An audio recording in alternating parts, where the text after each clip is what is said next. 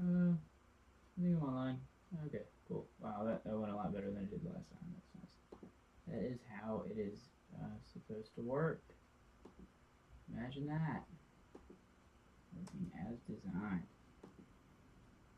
Um, so, anyway, I'm going to talk about Alfred Dreyfus. I already went through, like, kind of a lot of this. I'm kind of, like, frustrated that I have to start over. The first, like, I'm going to delete the videos that, like, from the first broadcast or whatever because it just was, yeah, didn't really go that smoothly, anyways. Uh, and then magically, now listen to this. Magically, my Wi-Fi router was like, "I'm done."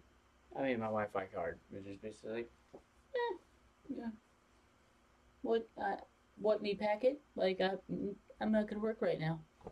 Oh, I'm just gonna disconnect from, your network and just not really tell you about that. And, you know, I'm not gonna try to reconnect to your home Wi-Fi router network or whatever. I'm not gonna try to reconnect. I'm just gonna disconnect arbitrarily. It happens sometimes when you're streaming, which is why I don't stream on Wi-Fi. It's stupid. The Wi-Fi is like always like anytime I go to like a hackathon or whatever.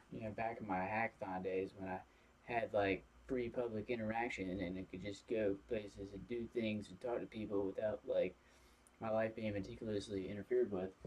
Um, like back in those days, I would just like never use Wi-Fi routers because at nearly every event that I went to, if I found myself like needing to use Wi-Fi, it was always a hassle for me, not really for anyone else, only for me. And like the same thing would happen like very often at the Salem coffee shop at like from like 2011 to 2013 or 2014. Just constant like I'm the only person like having connection issues all the time. Thank God they've upgraded to some really nice internet. Like I never have those problems anymore. I don't obviously they didn't do it for me, but um, that was real. Like it was just people like things things happen to me, but not I mean not to anyone else. Anyway, so this is about the Dreyfus affair. Uh, I just kind of want to go through a couple of things. I had some good ideas. I got like a bunch of like weird like theories on history. I don't know. They could probably be torn to pieces really quickly. Which you would think that like somebody would be like, "That's incorrect. That's not correct. What you wrote is like wrong because blah blah blah blah blah blah." But if they did that, then like I would be like, "Oh, you're right. Let me like remove that because it's not correct."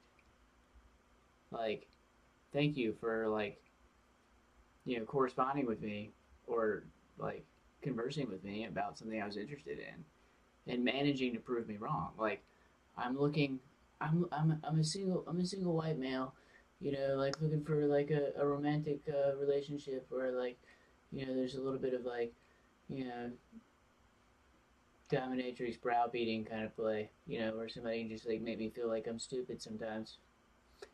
I don't think I'll ever be able to find it because for some reason like if I'm like for some reason like me interacting with people like on an intellectual basis is like illegal in America. But let's forget about that because it's not interesting. I made some eggs; they're wonderful. These are actually really good eggs. They didn't come from my wife. That's why I was like late getting on the stream. Anyway, so Alfred Dreyfus is this really interesting case, and there's another interesting case, but from the early the Alfred Dreyfus case was technically from the late 19th century, but the other case is the Bruneri Canella case, and and that one is like a case from Italy in the like interwar period, uh, and basically deals with like memory loss and like the implications of memory loss and the implications of identity as they relate to like charges of having deserted the military, like during combat or during not combat, but like during your service or whatever. Uh, Sorry, I know you're not supposed to eat on camera, but like, I mean, is it really hurting anything here? I mean, come on, seriously.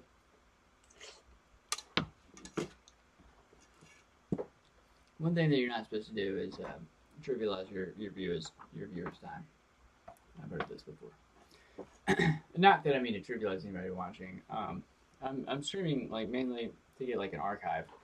I do appreciate like people interacting or people asking questions. I would love to interact or converse. If you have any questions, just let me know. Um, Thanks, Tony. Uh, so if you have any questions or anything, just let me know and ask, and I'll try to get around to them. Sometimes I'm not looking at the stream, but I'll try to handle anything that I can. And I'm gonna try to cover this without going like too in depth about like a lot of stuff. But let me get to the overview on the Alfred Dreyfus affair. Put up a little visual over here. So there's two options that I want to explore, and these will make more sense given a little synopsis on Alfred Dreyfus. But he was a French artillery officer that like was fairly high, would have been fairly high ranking. He went to a French war college in the early 1890s, and he didn't receive great like grades on his like examination, which I don't think he completely failed, but him and another guy filed complaints against the war college and said that they got bad grades because like the war college was was singling them out for being Jewish. So that they said that their scores on the war college examinations were were more about their Jewish ancestry than about their performance on the exams, and kind of like a I don't know. And then the director was like, I can't do anything about that, and which is bullshit because in any military organization, it's always like top down, like command and control, like command culture, like you're lower in rank than me or you're below me, and it doesn't work exactly like that in a war college because it's basically like an academic institution. But at the same time, it kind of does because that's the culture. The culture is command culture. Like you are my subordinate. Like you will do what I want. Like, and then that's actually how it works for the director of a college. Well, not necessarily, but it depends on like how their roles are set up. But the director of the college was just basically like, I can't do anything about it, which is bullshit. But that put like that set up like Alfred Dreyfus on like it kind of set in motion like when he and the other guy filed a complaint against the war college, like it set in motion some kind of like I don't know. Like people didn't really like that he went all the way to like file the complaint because I mean he was like complaining about anti-Semitism basically, and people didn't like I don't know. It put him on the wrong foot with the leadership, and then that may have set in motion some things that happened later on, basically.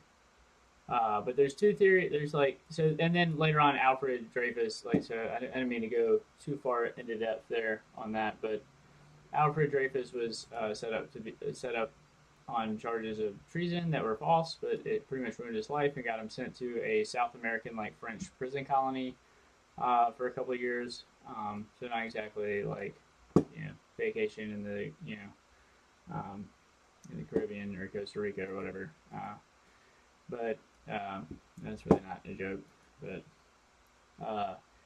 the first option like is pretty much like the first option for explaining what happened is that Alfred Dreyfus was intended to be set up as a fall guy by the real German spy, and an embarrassed French army refused to admit what happened. This is like on the surface, like the official kind of like explanation for for what happened and how he was like falsely charged. Hoping that this is coming in. Hoping the stream is coming in. All right.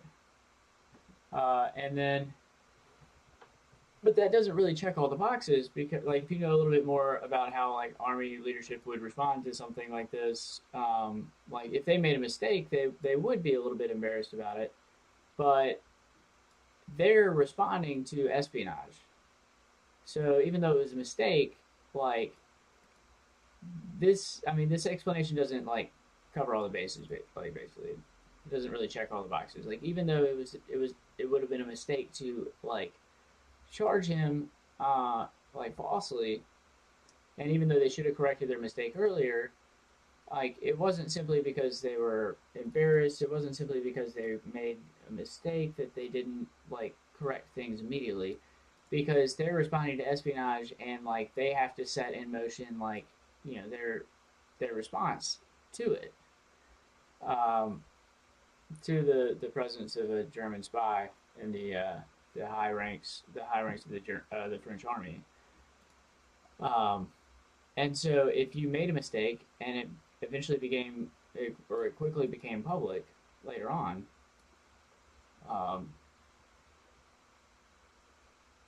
then basically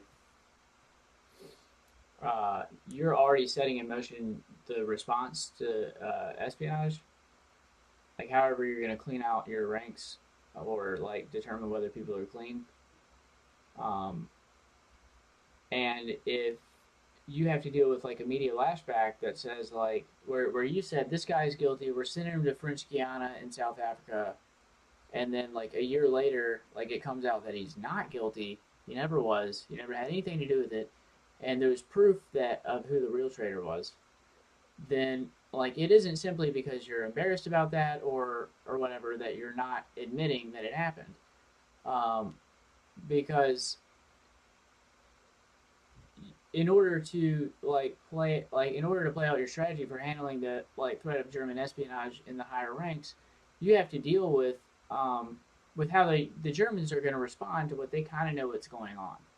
So you find out that you're wrong, you charge the wrong guy, you send him to like French Guiana in South America, and now you have proof of who the real traitor was.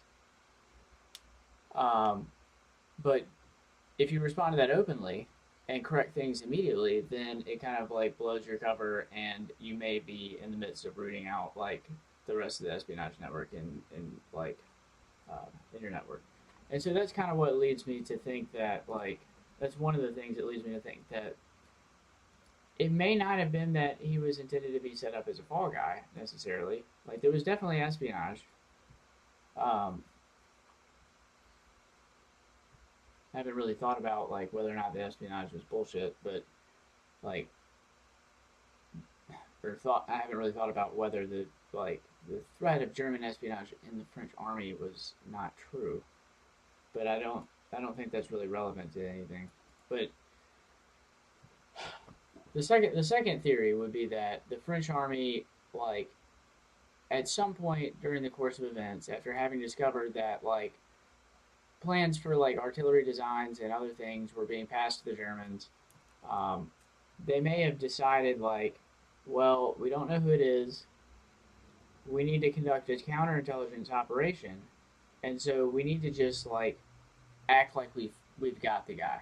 We don't know who it is, but if we act like we've got the guy, then the Germans will think that we very definitively, like very confidently believe we the French army have found the spy, and then the Germans will tell their spies or signal to their spies to like lay low for a little while, and then they will like continue expanding their network, continue expanding their influence, and collecting information, and we'll be able to figure out how they're doing that, and then we may be able to pass like false information to Germany, but we just need a scapegoat. Doesn't matter who, or maybe it does matter who, I don't know, but in order for that plan to work, you got to have somebody that is innocent, that you decide is basically going to be your fault, like is going to be your fall guy, and it has to look real. And the deal here is that like this this spy was like let's see, in 1894, the French Army's counterintelligence section became aware that information regarding new artillery parts was being passed to the Germans by a highly placed spy, most likely on the general staff. And the general staff sounds like I don't know what rank that was. Maybe I should let me just pull up the entire article, but it seems like that's a pretty high ranking like echelon or like division, not a division, but like a fairly high ranking echelon or a fairly high ranking like command within the French army. I mean, I don't know what the equivalent would be, but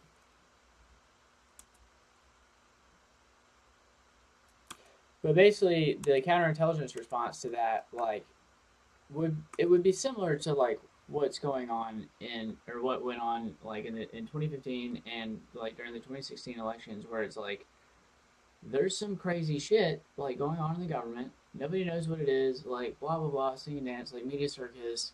Like we're trying to distract people, but we want people to know that we're like investigating something, whatever it is, whether it's Hillary Clinton or Donald Trump. We don't know. Blah blah blah.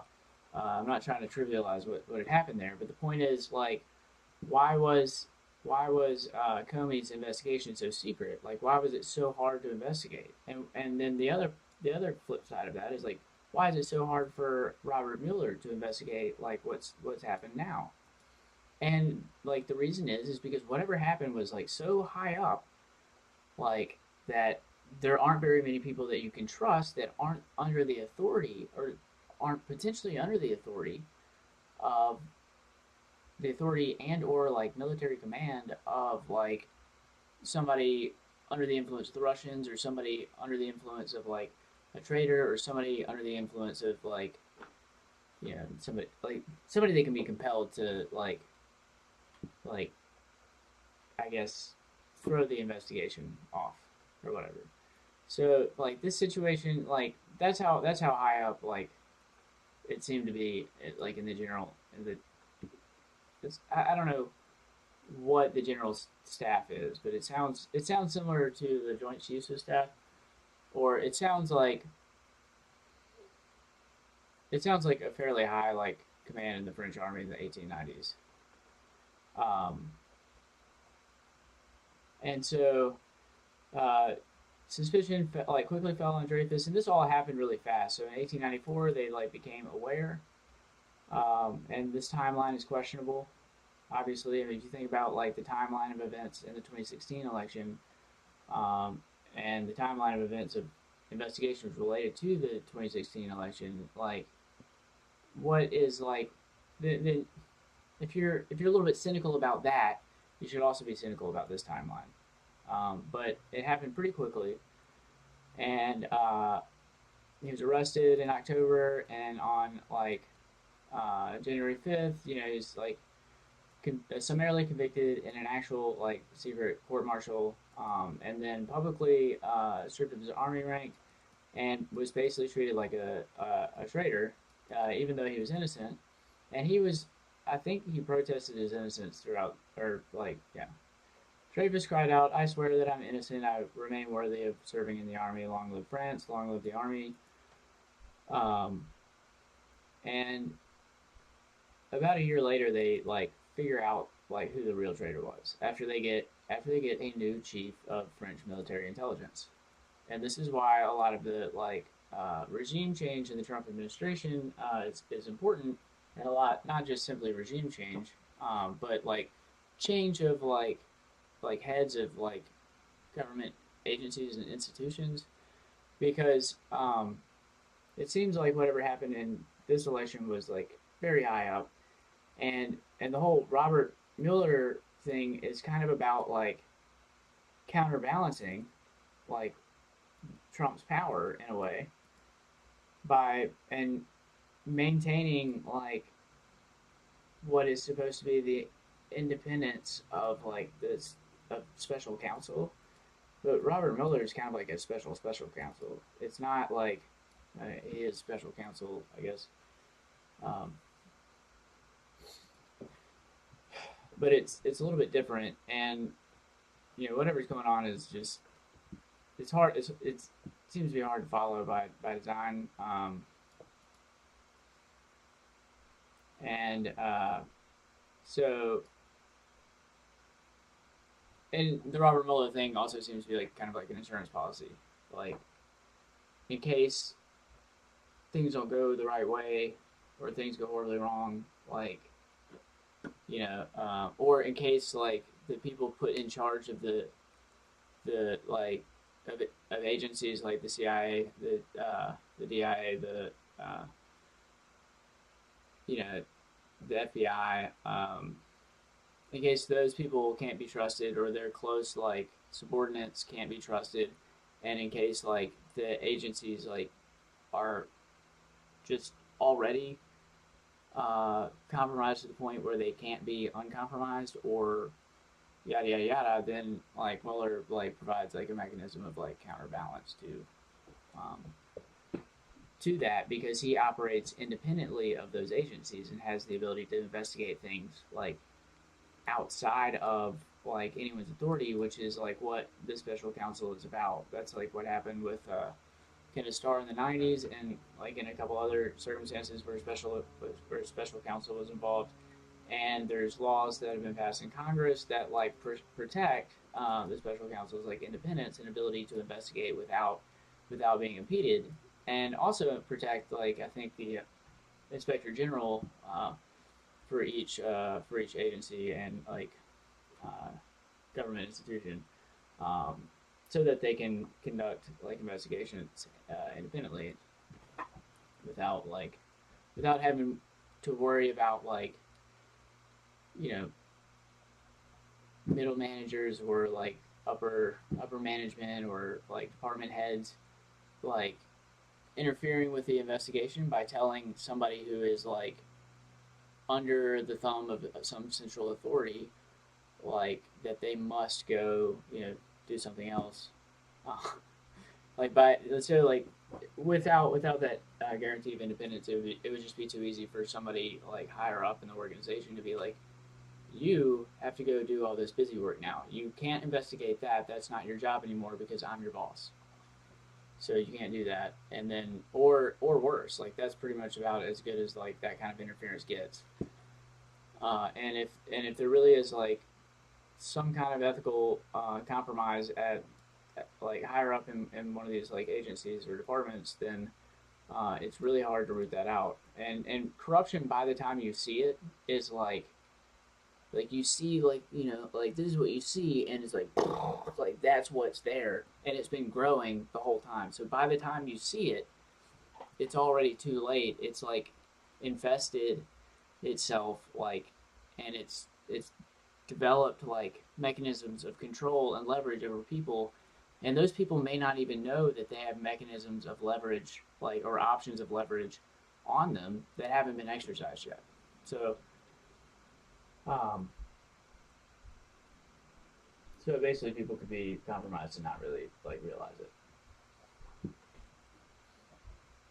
Um, but really, I was just trying to like explore these two theories about like whether Dreyfus was intended to be set up as a fall guy by the German spy, and there was like just kind of an improper reaction on the part of the French army, or whether like the French army was like, okay, we got a spy, we don't know who it is, like we're gonna have to burn somebody and scapegoat somebody so that we can sort of like throw the Germans off and throw the spies operating within our ranks off for long enough to figure out like whether or not we've rooted them all out. And in the second like for the second like hypothesis, I mean, that could be as malicious as like basically some people like extremely high up in the army just being like, yeah, well, fuck Dreyfus. Like, let's make it Dreyfus. We don't like that guy anyway. Fuck him. Remember all the like stink he raised about like the War College examination, like when he said that like he got bad grades because he was like because of anti-Semitic Semitism or anti-Semitic sentiment in the like uh, in the war college, I guess, or in, like I read.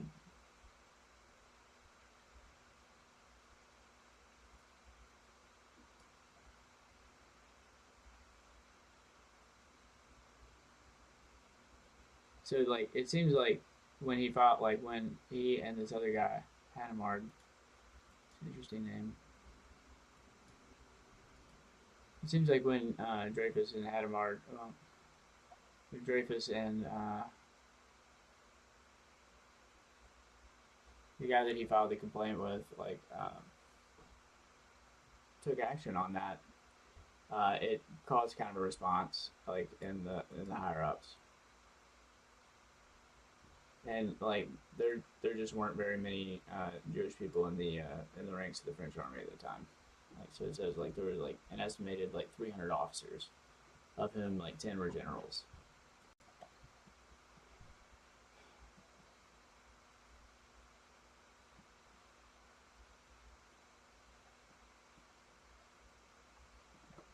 Um,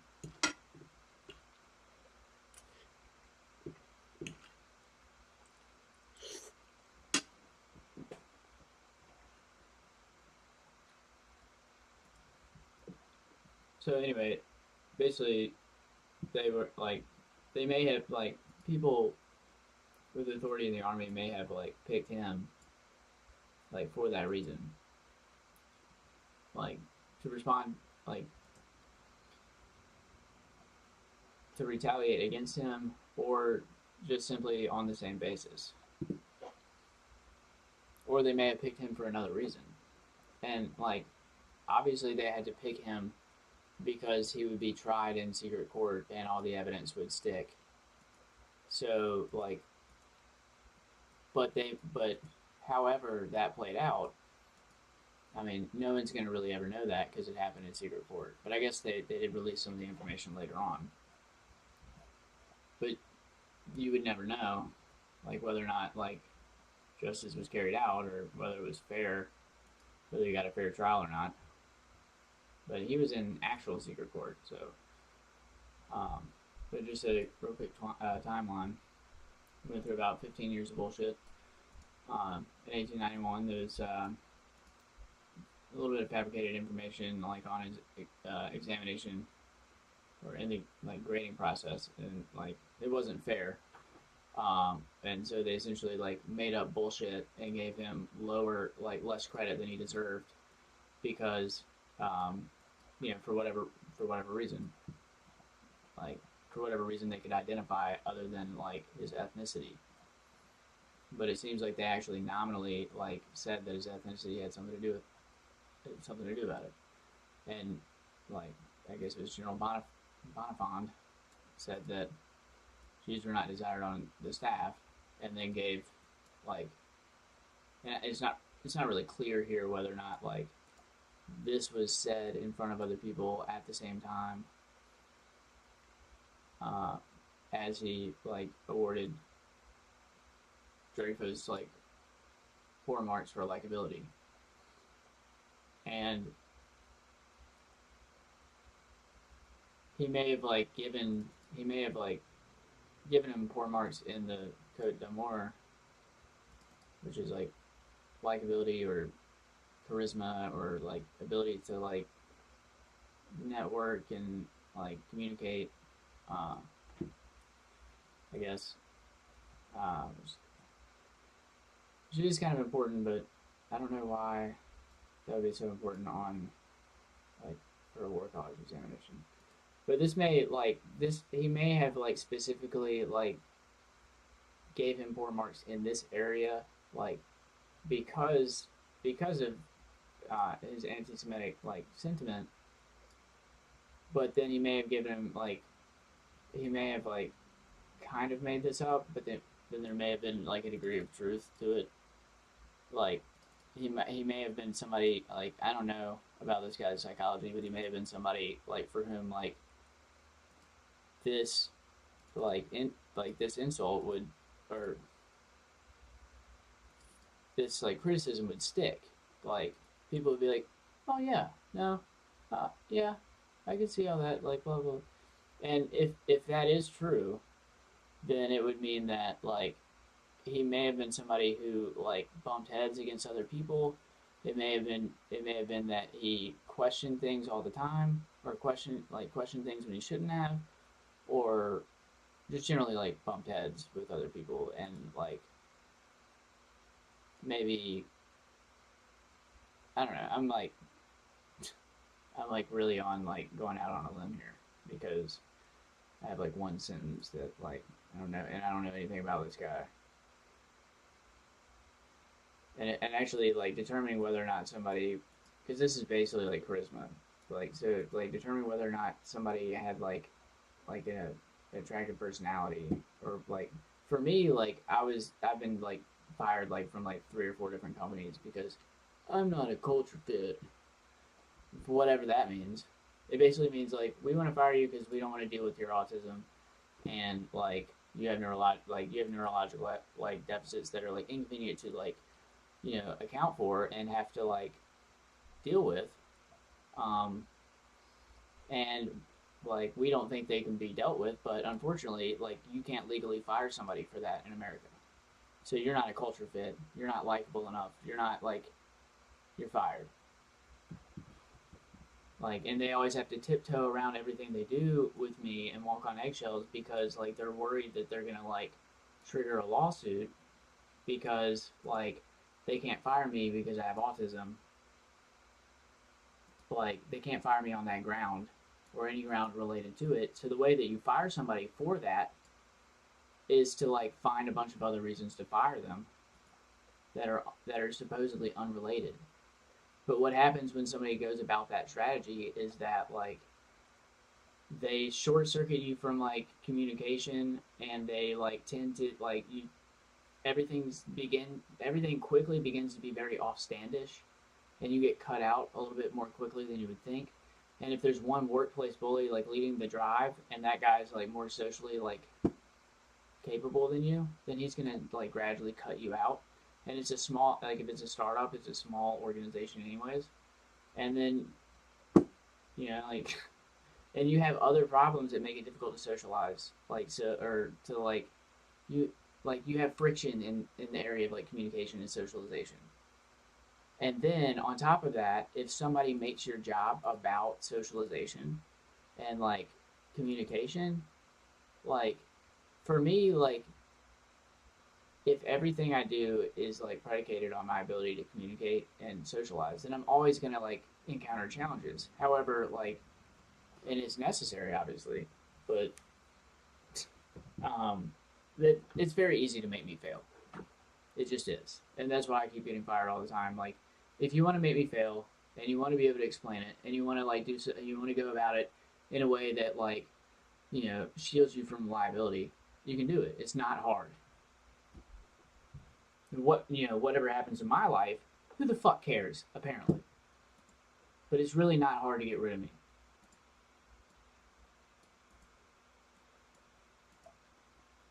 But anyway, so basically somebody was like, "Yeah, fuck this Dreyfus guy. We're just gonna charge him with treason, and fuck him, and we'll use him as like bait in counterintelligence, or we'll use him as like a punching bag to train other agents." Oh no, I'm sorry, that's what they did for me. Um, we got like an autistic like punching bag down here to train human intelligence. You just go on down and fucking punch him in the fucking like face and like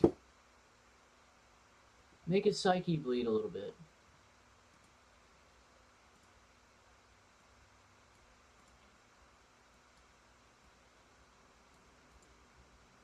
I really just don't appreciate it because I don't understand what the hell is going on. And anyway, so after the secret court proceedings were announced, and then like he was publicly stripped of rank, and people in the media understood what happened, or thought they understood what happened, then he was like pretty much defamed in the press. And so the military was always trying to like justify what had happened and make sure they didn't look too bad. And if they had a and they did have a counterintelligence operation or counterintelligence operations going on like at that time to respond to like threat of German spies, like, and the highly ranked, like, general staff, um, like, they had that going on, and they would have needed people to be like confused about what was going on, like with regard to like they would have wanted the German spies to like actually believe that the highest ranking general staff like believed that he was guilty, because that would mean that they had like successfully set him up, and it would have actually required like so like if Dreyfus was believed to be the spy and was not set up by the actual German spy, wouldn't that be weird if you were the German spy and like there was like the threat of a looming like counterintelligence kind of investigation like clamping down on you? You're like, well, they got Dreyfus, but what do they have on him? Like, I didn't actually set Dreyfus up.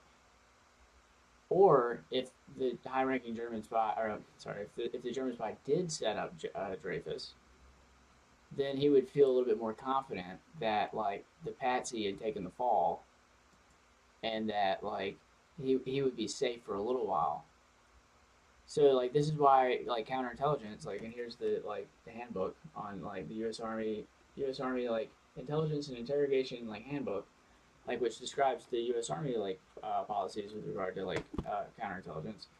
Um, well, mostly human intelligence, but then also, well, it covers both human intelligence and counterintelligence, and like lots of other aspects. Mostly like the logistics of like intelligence and military. Um, but let's see, where was it going with that? But anyway, counterintelligence is about like making your enemies feel less certain about what's going on, like, or making. It's about kind of like it. It's about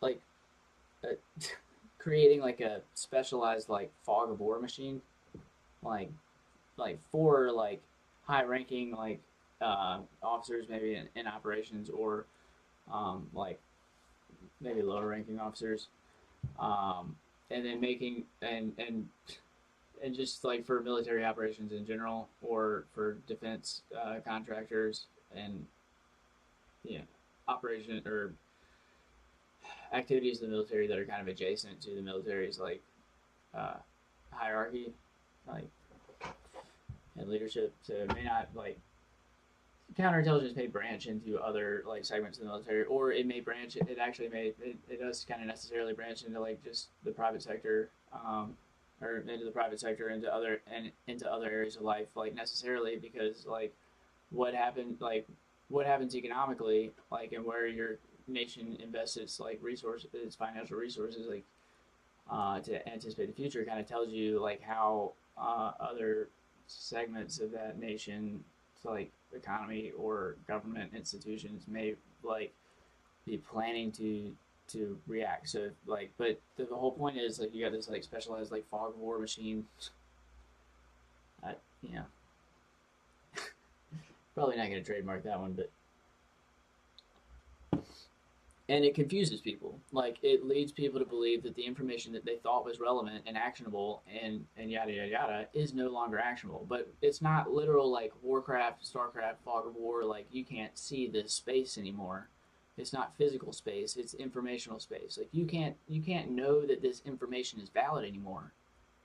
Like we're cranking out fog in like an informational space, and we want our enemies to be confused, and we want our enemies to have to exert energy to like ascertain certain facts in order to believe that they have confidence in what they know, or well, yeah, in order to like extrapolate to new pieces of information, and in order to like feel confident in the information that they have. um, and so human intelligence and counterintelligence kind of go like hand in hand. Like human intelligence is about like branching out networks of people. Some of those people may be willing to work with you. Some of those people may not be willing to work with you, and it doesn't matter. And so here, I mean, it does matter, like specifically, like for how you're going to interact with them. But basically, it just doesn't matter. Because here in the Dreyfus affair, like there was a German spy, and it seems like there may have been an attempt to like run a counterintelligence operation where where where they needed to root out the real German spies and make sure that they got everyone. Uh, and I'm trying to figure out where I was going with that.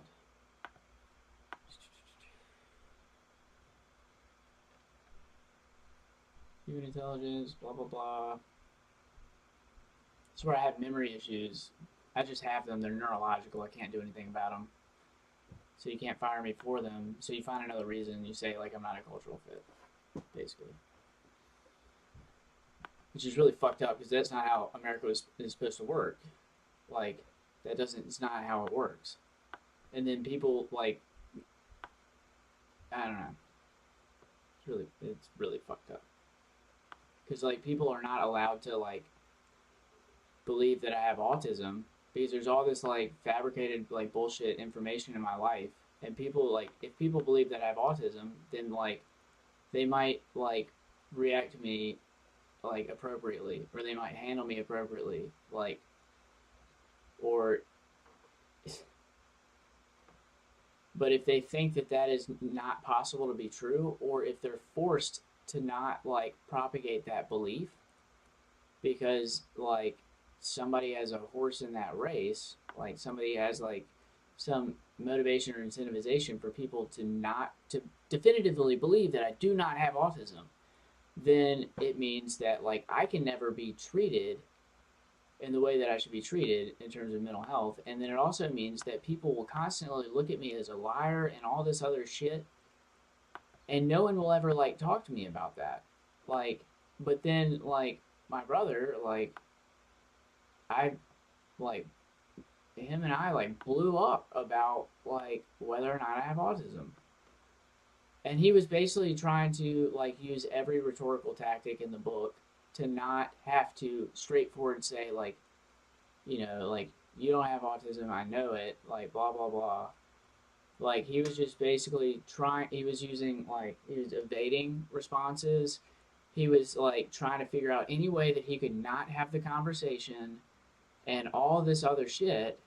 And I'm like I'm trying to establish it as a fact so that like it's a piece of information or a piece of knowledge, and you can extrapolate from it, and it's necessary as a dependency for like for explaining all kinds of things that are happening in my life or that have happened in my life. And like he's just basically saying like la la la la la, I'm gonna like use cheap like communication ploys against you to make sure that this conversation doesn't go anywhere. And like people do that to me all the time, and I'm so sick of it because I have weak communication skills. Like how the fuck do you think that feels to have like to have autism, which I was diagnosed in like fourth or fifth grade as having PDD-NOS, which is no longer in the DSM. Instead, it's something called SCD. But PDD-NOS was essentially autism, and then it's pretty clear, like it's pretty clear to other people. But then apparently, like nobody can ever handle me in an honest, straightforward way, as though like that is what I have, because somebody is forcing belief on other people to dominate the narrative with regard to my life, so that after they deal with me, or I don't know, it's really irritating. Because basically, they just don't want people to know that somebody with autism was psychologically tortured. Like that sounds really bad, so it cannot be allowed to be believed to be true. Like it cannot be permitted for people to talk about me and help establish the narrative that I was like that I was autistic or had Asperger's, and that like in addition to that, another like they can't like discuss that part of like the narratives that surround my life that I have autism, like anywhere near like the narrative of my life, like I may have been psychologically tortured. Those two things sound like that makes like psychological torture like go from like, oh well, that's really fucked up, to like, oh my god, I can't believe that you would ever consider doing that to somebody like that. Like the person doesn't understand what's going on. Why would you do that to him?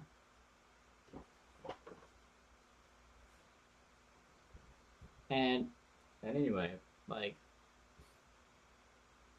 and nobody ever gives me a leg to stand on, and they always use cheap like rhetorical tactics to avoid having to discuss anything, and they just basically don't want for like certain facts or pieces of information or like necessary um extrapolations of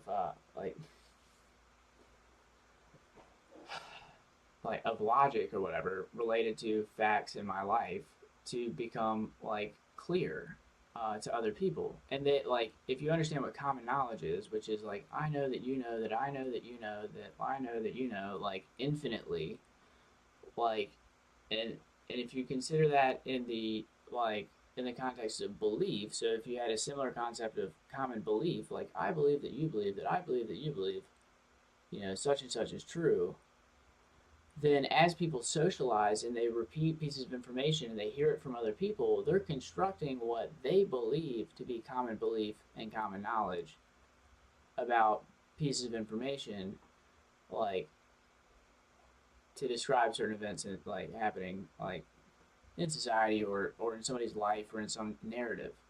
And so if you allow people to talk about, if you don't like exert force on like some narrative, or if you don't exert force on certain like aspects of somebody's like if you don't exert force on like beliefs about aspects of somebody's psychology, and if you don't suppress like communication, then like people may spontaneously develop like common belief and common knowledge, and once that's the case, then those beliefs spread like wildfire. And then like you can, it's ridiculous because it takes like so much energy and so much effort to like essentially ensure that the truth never comes out. And for me, it's not really about like having all the truth come out. It's really just about like, you know, hey, what the fuck happened in my life? Yeah, well, fuck Dreyfus anyhow. But anyway, like that's kind of my theory. And I'll read from Marshall Proust just like a couple pages and a little bit, but I was going to talk about the Bruneri Canella case, which is an interesting case that's almost discussed like kind of as a precedent to any case dealing with memory. Um, and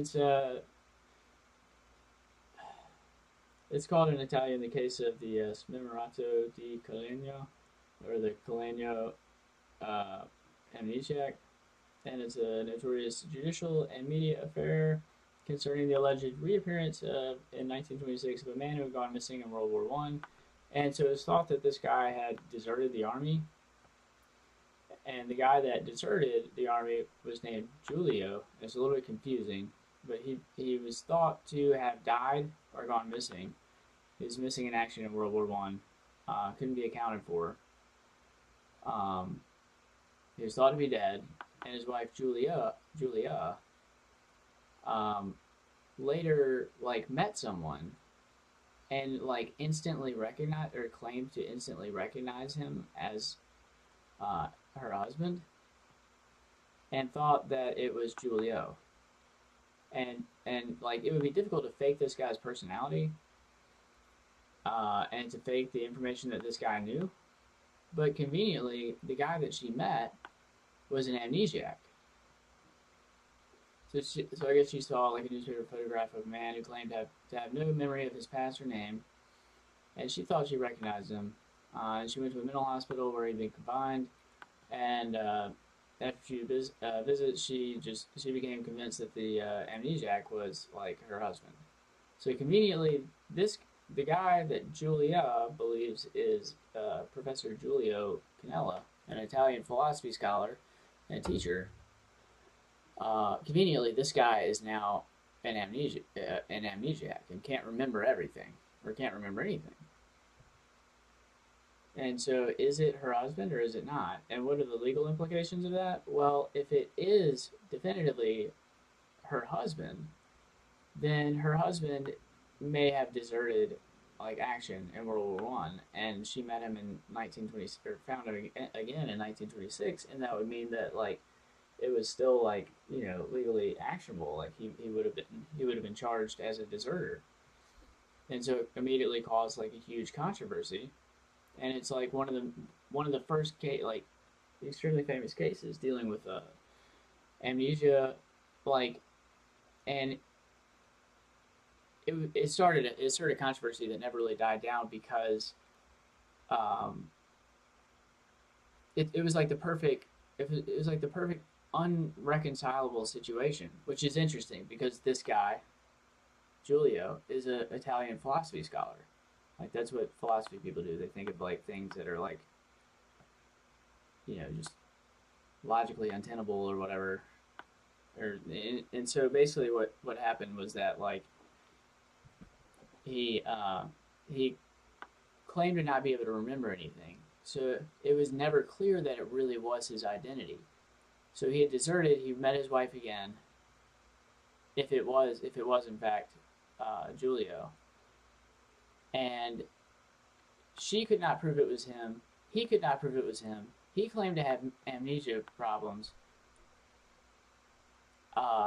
And then when people are when people are amnesiacs, they remember like knowledge of how to do things, but then not knowledge of memories from a certain region of time.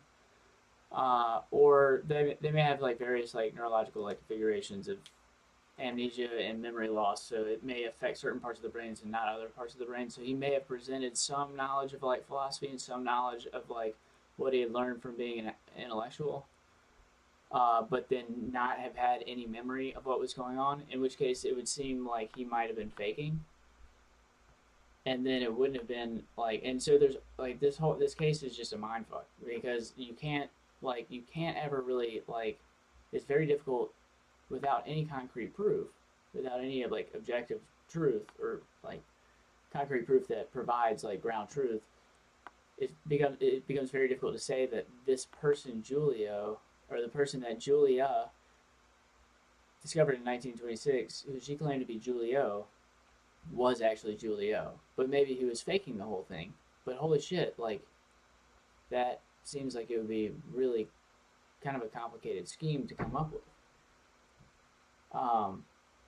And then, like, a few days, I guess, after he was released to her, an anonymous letter was, like, sent claiming the man was, like, an anarchist and a petty criminal with a extensive police record.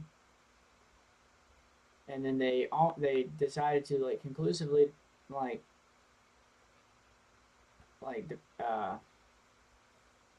declare him to be Bruneri. So then it turns out that like he's guilty of like some other like crimes, and same conclusion anyway. He's going to jail, and he's going to jail on the same basis that somebody else is saying that his identity is instead Bruneri. And so again, it's a case of like unprovable identity.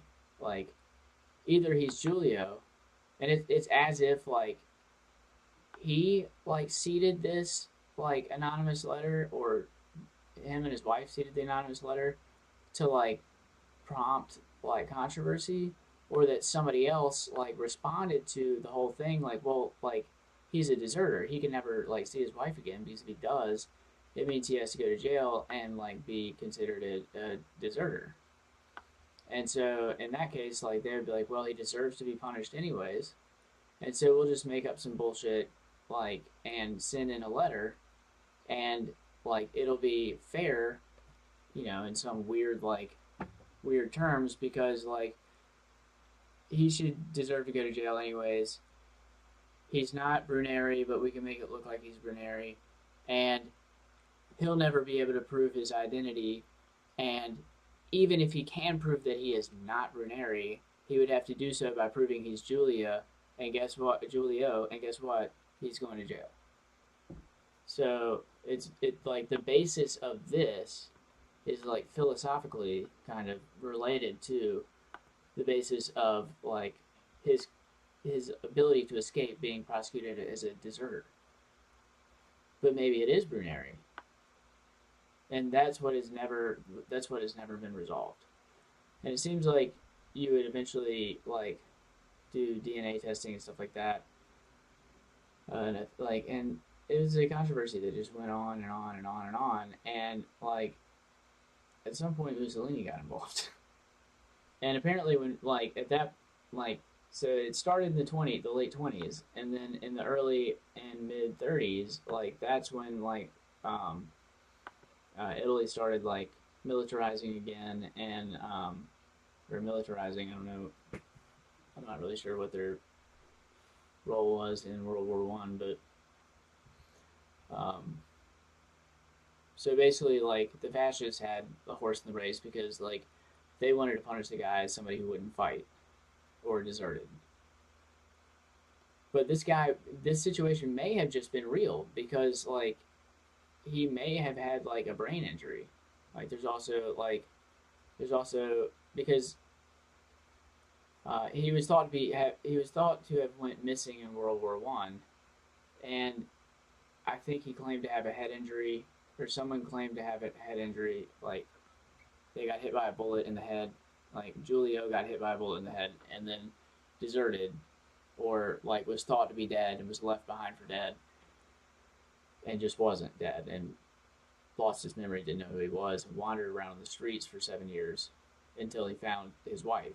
And so at that point, like you believe that narrative, then it completely reinterprets like how you view the like course of events, because at that point it's this wonderful like, oh, he had amnesia, but then he eventually remembered, and like, oh my gosh, he wandered around the streets and was eventually put in a mental institution, but then he met his wife again and she recognized him instantly, and oh, like heartthrob or heartbreak, whatever. Yeah, I like, which one is it? Because they have like very like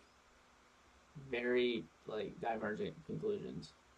But this is like the prototypical like case of like amnesia, or the prototypical like situation in legal context that's kind of like referred to as precedent in a way, even though it covers like, even though it occurred in like Italy, like in the interwar years, um, and has like national security implications. Like he would have been charged by the military for being a deserter, so that's like one like it wouldn't have ended up just in like normal court. It would have ended up in um, and like regime change is very complicated, but it wouldn't have ended up in like in 1926. It would have ended up in like some Italian military court or something, or military court martial. In the mid 30s, it would have ended up in like some kind of like court related to Mussolini, and so like I don't know what happened like in the period between 19 and the I don't know what happened in Italy that led to that. So in Germany, what happened was that the king stepped down at the end of World War One and thought he could become king again, but then turns out like you know, uh, I don't know. It turns out he couldn't. So they had to have it like they needed and then also the Treaty of Versailles like compelled Germany to select a democracy. I say the Weimar Republic period, and then like a series of like it almost seems like the like establishment in Germany like towards the end of like Weimar Republic was just like, I don't know what to do, like, and like basically it was like intentionally fucking things up to lead to like, even though they didn't want it to look that way, to lead to Hitler like gaining power,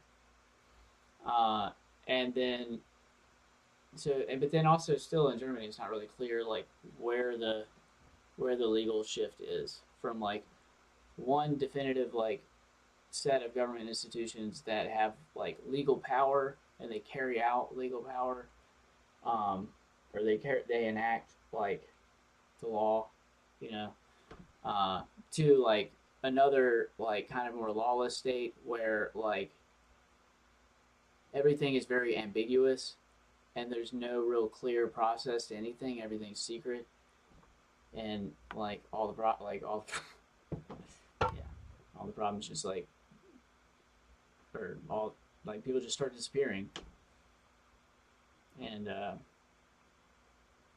and everybody's told like it's really fucked up how that happens, and it's very there's a very like it like what the Nazis did, like utilize social physics because like they wanted to rearrange where people lived to like change like flows of like traffic and like flows of like information, like social information in society.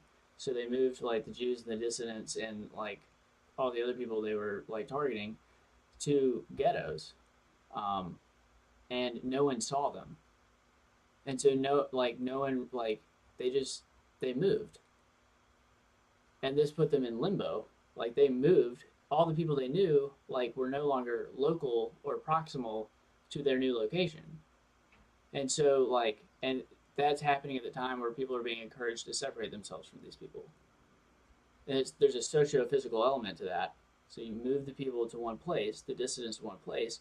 No one sees them, and this is really important.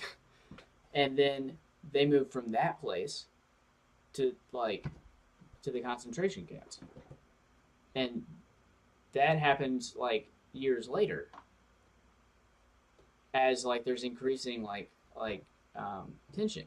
And so when the second transition happens, no one was like looking at them or paying attention to them. They had no representation like legally or in like the media, and so definitely nobody saw that happen.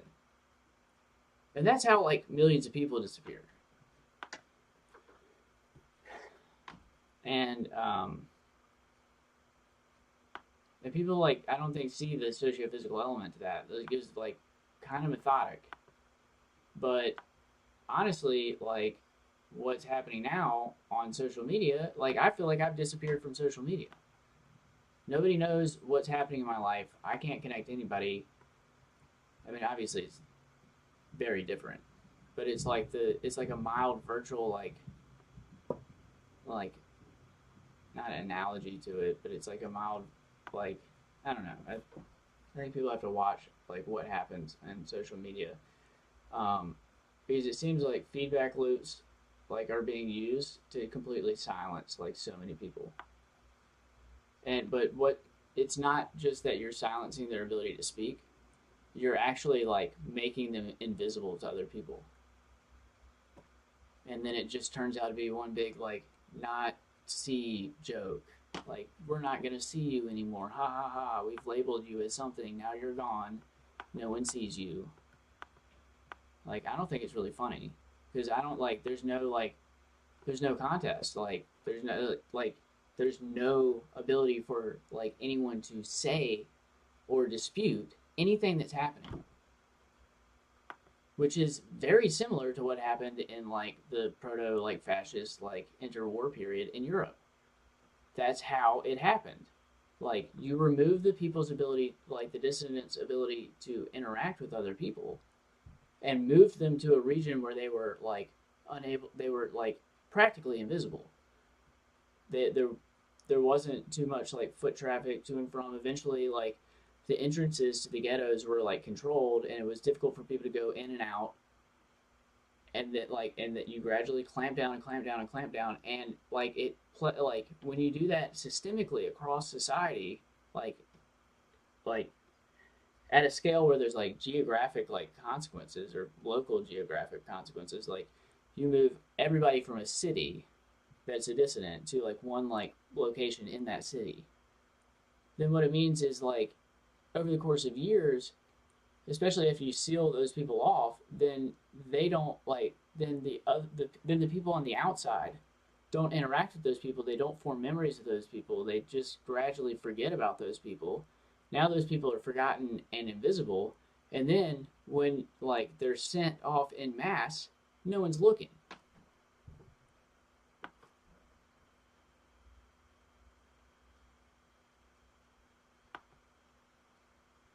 And so that's what like that's one thing that makes me feel like vulnerable in society today. Like I can't get any social interaction and a lot of it's because I live in a smaller city.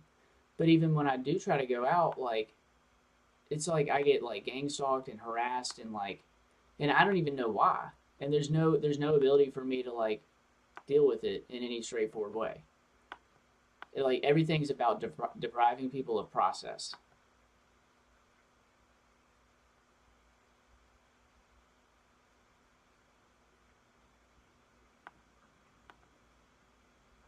And people are like, "Wow, how did that happen?" That, like, I mean, that's how it happened.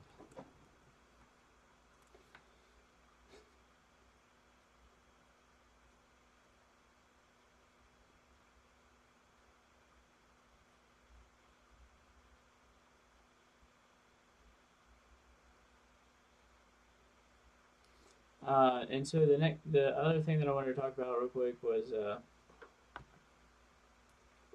like why the Bolsheviks like stood to benefit from the assassination of Franz Ferdinand before World War One. And I don't know. This is one kind of theory that I don't really know much about, or it's a theory that I feel like there would be a lot of like conflicting information, and especially actually like if I'm correct that the Bolsheviks wanted to set this in motion, or somebody associated with the Bolsheviks like wanted to set it in motion to distract Europe from the chaos of World War One.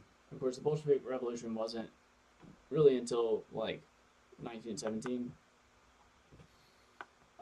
But if you set this off, like what would happen is the Russian Empire would kind of like would maybe eventually want to get involved in World War One, which it did, and the Russian Empire was already like economically weak, and so it would try to extend itself into Eastern Europe and essentially bankrupt itself, making it weak, and then uh, Soviet Russia or the Bolsheviks could rise to power.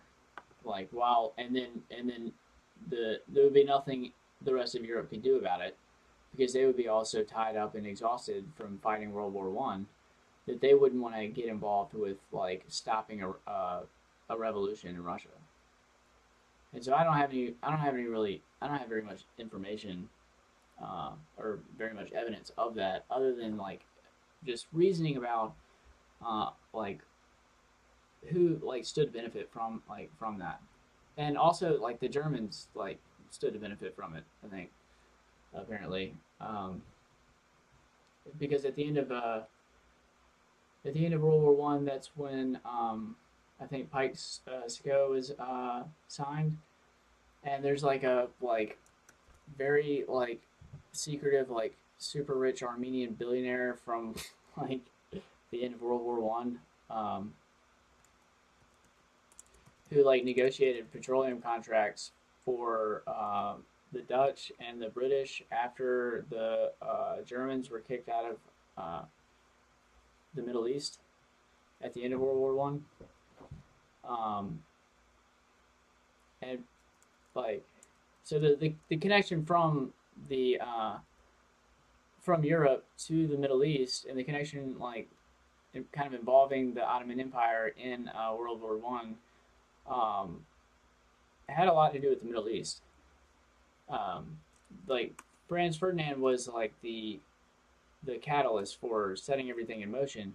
But it seems like if I'm correct about the Bolsheviks, and maybe I'm not, I don't know. I just like thinking about like what Leninists would do, so that I can like maybe I don't know. I have an ideological like bone to pick with these people's tactics because I feel like I don't like their like utilitarian like application of like really shisty like subversive behavior. Um, because like I can see like I feel like a lot of the problems are in America right now are occurring because of like belligerent like far leftists that are essentially like neo-Leninists. Like they're Leninists and they're trying to cause problems so that they can like essentially like precipitate like a communist revolution. But in order to do that, there's several things that have to happen. You want the former power. Like you may need a civil war. You don't know that you don't. But if you don't need a civil war, then you need the like uh, former power. And I'm not. Let me just say, I'm not like saying anything about civil war or anything. I'm just saying like, and the Leninists, in my opinion, are on the other side. They're the ones trying to cause problems.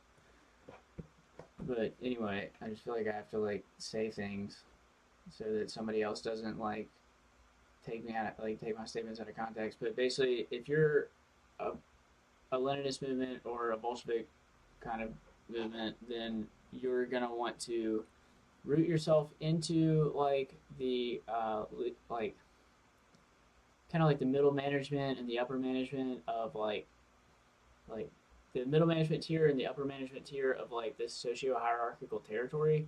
So you're looking at like you're like the socio hierarchical territory would be like position like nodes in a graph or nodes in a tree that's like a org chart for like various that for various organizations, for various corporations or government institutions. Like as a Leninist, like who's trying to like get other people to act on your behalf, you basically decide that you don't care about money, that you have an advantage of numbers and people, and because you have an advantage of numbers and people, you have an advantage of like the amount of time and energy that people can contribute to your movement, even though you don't have money. But what you need to do is get control and get power, and so but you don't really want money. You might need money. Money is useful, but money is also the thing that rich people can take away from you. So if you operate without it, then you never need it, and you never like uh, kind of intricate yourself or whatever. You never forge connections with the other side, like where the other side, the rich, the bourgeoisie, can like control you because you made like deals so that you could have money. And the whole thing about Marxism and Leninism is like you want to create a government that doesn't, where the concept of money is eradicated, which is kind of silly, in my opinion. To even think like I don't know, but you try to root yourself into the socio-hierarchical like territory and and gain control of different things that offer you social resources and offer you the ability to control things and direct things and make decisions. But you don't want to necessarily have any nominal control over what's going on. You don't want people to know that you're like part of the Leninist movement, although nobody would really say that on the left in America today. But you don't want people to know what you're doing is associated with Leninism or is associated with leftist like politics because it's grimy. Like the end game of like the Leninist revolution is you have like caused people to make so many mistakes. Like so you've caused the bourgeoisie and so many other people to make mistakes, and you egg them on into making mistakes that like prevented the country from like protecting its economic from like insulating itself from economic externalities and from projecting force for deterrence to like make sure that it has like what it needs externally so that like it can act so that it can guarantee economic success and prosperity. Um, and then at the same time, you need the bottom to fall out of the economy so the poor get mad enough to do something about it. And like you need the bottom to fall out of the economy so that like the former power doesn't have the money to fight a war if it comes to that. Like because like that's the one thing. Like it doesn't matter how powerful your military is if your economy fails, like they can't fight. That's how it works. Like so, if the economy slips out from under you, you can't fight a war. That's not like that doesn't it doesn't work like that. And so like you want to suck the oxygen out of the air, kind of like before like on the eve of the revolution, like so that like the liquidity that's required for like pushing back against that, or really motivating like a change in sentiment in the proletariat that to like prevent them from wanting war or prevent them from wanting revolution, like either soft or hard revolution. Like you want to suck the air, you want to suck the oxygen out of the air so that like they can't fight, like if it comes to that, or so. And then at the same time, the poor is like so pissed off because the economy's broken, and that gives you that, like the whole thing about Leninism is like bide your time until it's necessary, like until it's like more than obvious that when you act, the former power has no ability to fight back and cannot do anything. And then, like, you blame all the mistakes that you drove the former power to make by inserting yourself into the processes and logistics of, like, their corporations, their, like, government institutions, and all this shit. And then, like, you blame all those, like, because you weren't nominally causing that, you weren't causally associated to all the mistakes that were made that led the economy to collapse. People like in the post-revolution like period will like be amenable to believing that it was the fault of the former power who was nominally in charge. And then that allows you to fuel like hunting down like all your political dissidents, because like you can always harp on how hard things were and how many mistakes they made and how much dumb, like how many dumb moves they made and all this stuff, like when really like the subversive Leninists that are like below, like they're operating like kind of like below the radar and they're not operating nominally, they egged all of that on. But and like there was this book at Goodwill and it was about the Russian Revolution, and I kind of wish I had bought it while it was on the shelf. It was like a 400-page book just about like the 20 years before, and it'd be really interesting to go back and look at all that and see what actually happened. But like one thing that's interesting about the Russian Revolution is that there was nothing that Europe could do to stop it. And Britain and America in 1917 tried to go help like the white movement by sending like a ship and like some infantry up into like Russia or something. I can't like remember the exact details, but we tried. But then we quickly realized like, this is not going to happen. It's not meant to be. Like it's like the Tsars have already fallen. They're all dead. Like there's not much to cobble back together. Like these people seem like really angry.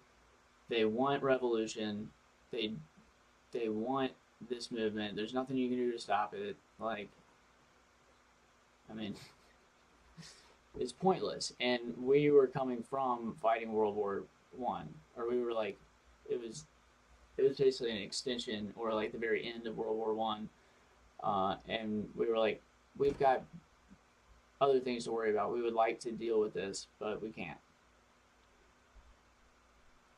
And so if it was not the case that Europe was occupied with World War One, then things may have like, but there were a lot of different like incentivizations for action in World War One. Like, there was competition over like petroleum resources in the Middle East, which were kind of like in the like since like industrialization was like reaching like its like not its peak, but it's like it was starting to accelerate more than it had accelerated before. Like at that time, like at the beginning of the 20th century, like people were like, oh shit, like petroleum, like that shit, that black stuff in the ground, like we're gonna need a lot of that. Where can we find it? Like, okay, good thing there's these like like nation state like oil companies that have contracts in the Middle East and have like, you know, blah blah blah. And then some countries are like, shit, we didn't know that we would need all like we didn't know that oil would be that valuable. We didn't have those like contracts and guarantees for petroleum company like you know in the Middle East. Like we didn't make all those deals, and now other countries have that. How do we shake that up? And so that's a different factor leading to World War One. But it does seem that like whoever like egged the Black Hand on to like assassinate Franz Ferdinand,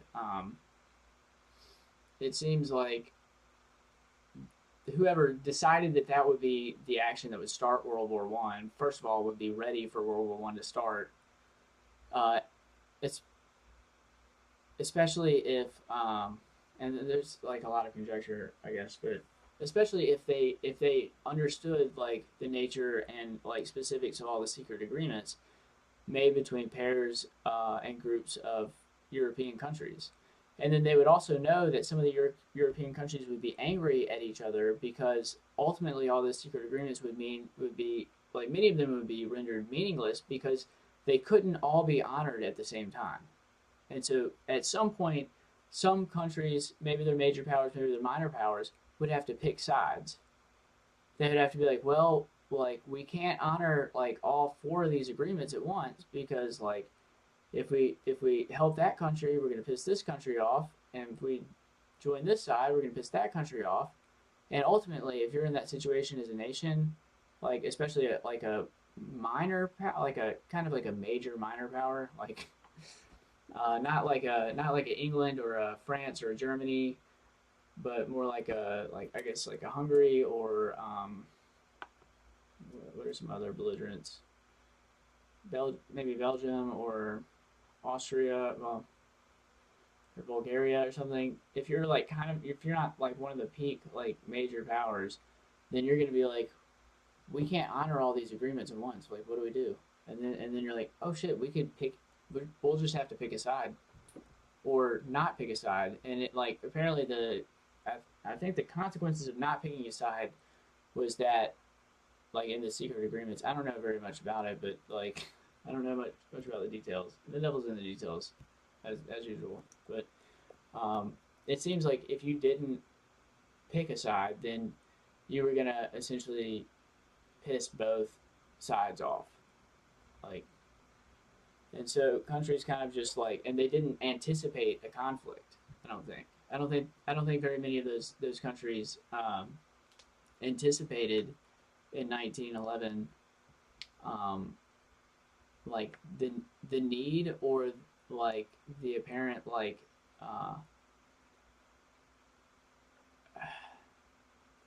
opportunity or I don't think they anticipated the need or the possibility of like going to like war at that scale, and then just all of a sudden like the perfect like not perfect but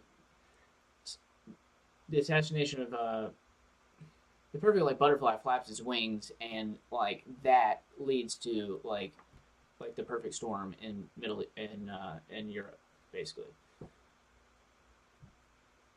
And like the problem with most people's like take on history is that they tend to like pick sides of like conflicts, like and sometimes often they'll just like motivate like their determination of who is right and who is wrong by like on ideological grounds. So they'll be like, I'm a socialist, so it was these guys' fault, or I have this perspective because that's convenient to my views. I do that sometimes, but I mean, like who doesn't? And then like some people would be like, well, this is what happened. Like I've studied this. Like I have this level of knowledge, or I have like an expert level of knowledge, and this is what happened. You know, and usually the expert's knowledge goes back a little bit further into the past, which is important because like, and I can't remember the Victor Hugo quote, but it's like the roots of like the important things or the like conflicts in history. Like everybody pays attention to like what they see, and they see war, and they see like conflict, and that's what they see, and that's what's emotionally relevant, and that's what people like naturally want to pay attention to because that's where like the most people got hurt, and that's where um like communities were like totally disrupted and upended, and like nations were like toppled, and like that's where like all the big things happened, and like all the powerful people made like decisions that like changed the course of history. But then like almost every one of those conflicts and almost every trend in history, like if you like the true seeds of all of that happening are like very small and occur like 10 to 30 years before the thing that everybody pays attention to. So the seeds of the Bolshevik Revolution were in the 1890s and 1900s. It wasn't in the 1910s the 19 teens. And it wasn't like in 1915, like that's when like the most people got involved. But the important things that set everything in motion and the important calculations, the most important calculations always occur like 10 to 20 years before. And then like the things that set the motivation for those calculations to be made also occur like 10 to 15 years before that. So there's usually like some kind of conflict or something major happens in history, and maybe it doesn't directly involve the people who make the calculations that lead to the next war, um, but those people are influenced by like the big events in history, and they decide that they have to pay attention to what's going to happen in the future, and then they decide that they see like possible conflict emerging or possible opportunity like emerging, and they like they calculate and they try to cover like what kind of like what they're doing, not always, but they try to anticipate the future, and in doing so like they figure out how to like change their fate or like protect their fate or protect their sources of prosperity. And then like their attempts to do that, their attempts to control either like the acceleration of like prosperity or the strengthening like the economy, or to defend against like the gradual degradation of like the foundation of their empire, like motivates. Oh God, this is why I write. But basically, like people are trying to protect like what gives them prosperity if they have it, or they're trying to obtain it. But sometimes like it's impossible for like sometimes situations emerge where like a nation is a minor power and it's determined by like geopolitics, and it's determined by like the distribution of resources and the current state of like industry in that nation. And in order to change their fate, they need long term solutions. But long term solutions aren't appealing because they don't bring results tomorrow. Um, so like that's the case of a minor power. Like maybe it was a major power in the past, but it's waking up to another rising power that's going to eclipse it, and there's nothing it can do about it. And so at that point, like people will often set in motion a course of events that lead to war to like anticipate like the rising power, or to like interfere in some way with the rising power so that it diverts their energy like and their attention away from the the the minor power. And sometimes major power, like empire, has like a lifespan on it. And in one of the articles that I wrote, like basically it says that like the lifespan of like an empire like is going to shorten like as time goes on because of overpopulation and because of other things, other like economic and like because of other economic dynamics and like dynamics of technology related to how quickly people communicate. But basically, instead of empires lasting for 500 years, like we've seen that their lifespan like generally shortens and shortens. Um, and a couple of examples might be like you can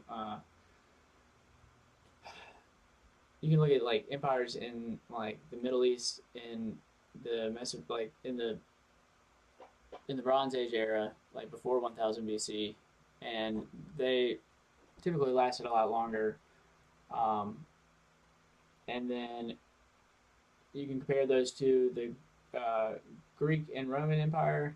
Like Alexander's empire is just almost like ironic. Like he's Alexander the Great, like the great in history. Like Alexander the Great.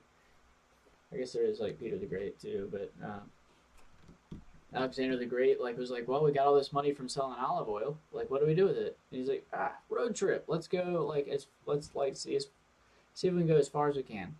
Let's like we got all this money from like Pericles. For like it's like Pericles like billionaire like olive oil fortune, and we're just gonna like get a bunch of shields and swords, and like we're gonna burn down Persepolis, and we're just gonna see if we can take it really far.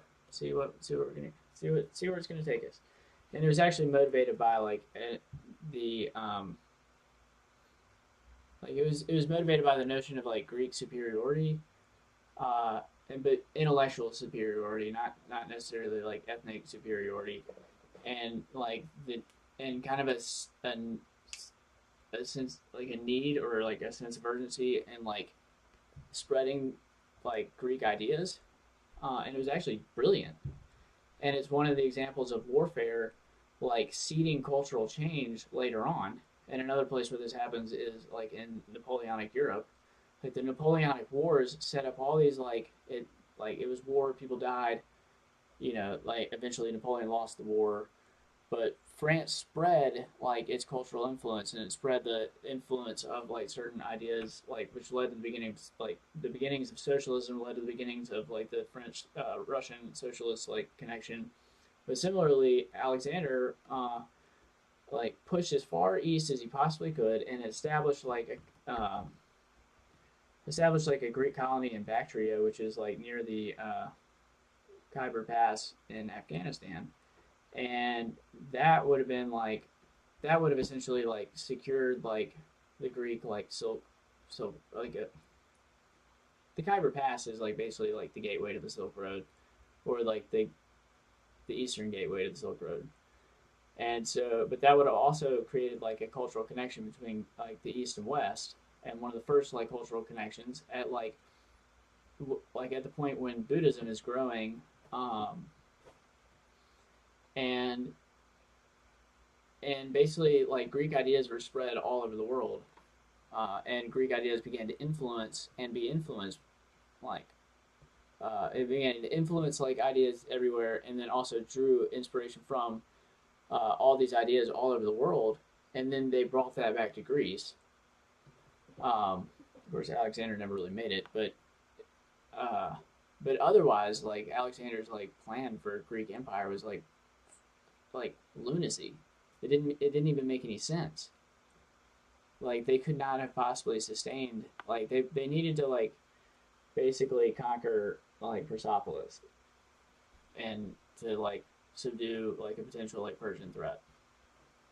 And then like Alexander's like, oh, let's keep going.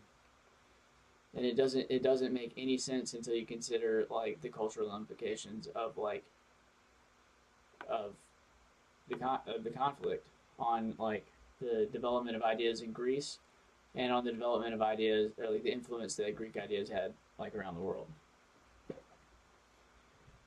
How did I get on that? Anyway, the seeds of like what starts these kinds of things like is always like 20 or so years before like the things that are exciting to pay attention to and the things that are exciting to make documentaries about. And then the seeds that set these things in motion are often like very difficult to like, because they're because it's like the butterfly that flaps its wings. The scale of the event that sets things in motion is so small, and then also necessarily like usually kept secret. It becomes difficult to study those aspects of things.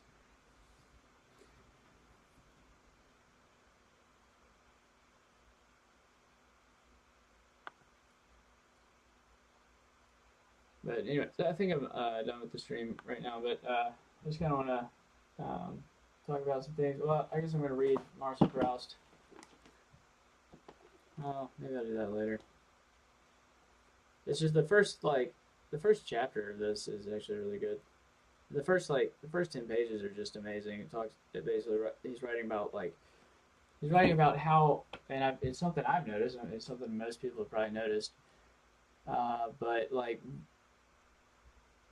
basically how the mind like processes memory and experience differently when it has different when different fragments of his experience and different fragments of his memory are accessible. So like as you're waking up, like your mind is not fully turned on, and there's like the moment between consciousness and unconsciousness, or it's like the transition between being asleep, to be more precise, and being awake.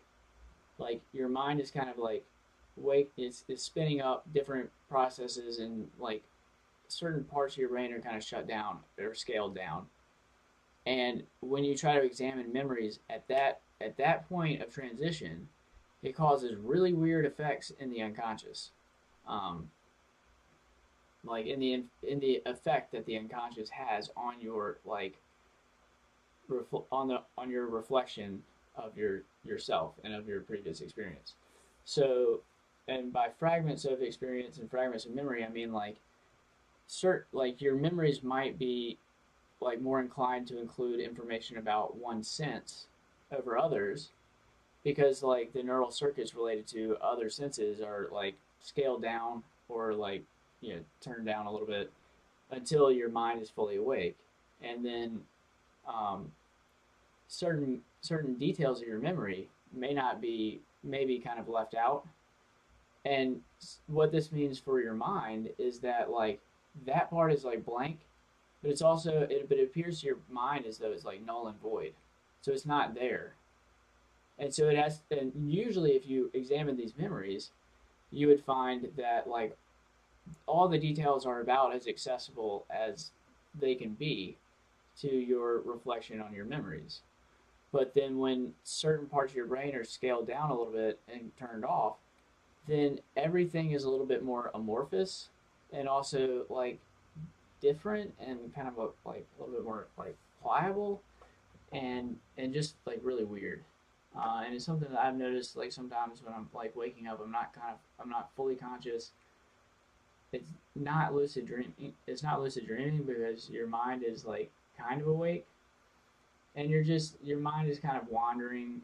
It's almost like kind of in a meditative state. It's not really meditative though, but it's like sort of wandering through itself, and most of the information that's accessible to it, or some of the information that's accessible to it normally, is just not there. And but whatever part of your brain is kind of responsible for awareness of like experience, like the part or parts that are responsible for consciousness and evaluating like uh, retrieved memories and evaluating aspects of those memories, like sees those memories in a fundamentally different way, like as you're waking up, which is actually very similar to how you develop like psychologically, anyways, because you're evaluating your experience as you have it, and you effectively decide what details of your memories you want to encode most strongly, because the parts of your experience that you encode the strongest are those that you exert the most attention on, generally, not necessarily. But if you're completely unconscious to a concept in life, or lots of concepts, then like the details that you focus on, that you direct your conscious attention towards, are different as you're having those experiences. And then later, now that you've woken up to those unconscious things, then you re-examine those experiences and you see them in a completely different way. And it's very similar to like the experience of like gradually waking up, and being in a state of mind between like sleep and being fully alert. It's like, I mean, this book is like magical, and then also the that anime that I started out with is based on it. A la Recherche, the future of Purdue. It's just like an anime that's like basically like the saddest thing that like, I don't know. It's it's really good, but it will kind of mess with your head.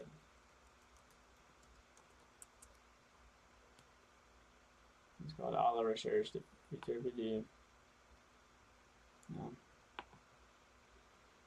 Go watch it. There's also a video game. It's like a visual novel, but you know I can't ever play visual novels. I don't have Windows.